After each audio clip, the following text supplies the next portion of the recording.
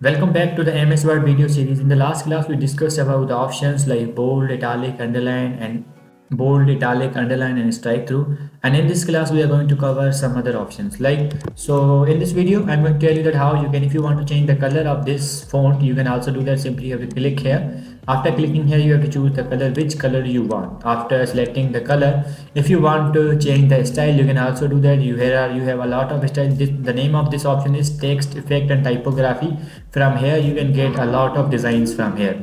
So this is a simple way that how you can apply designs on it.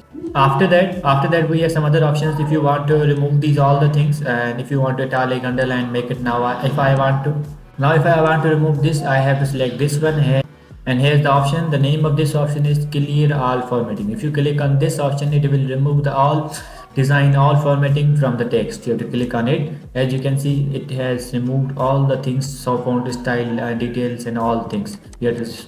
You have to increase the size.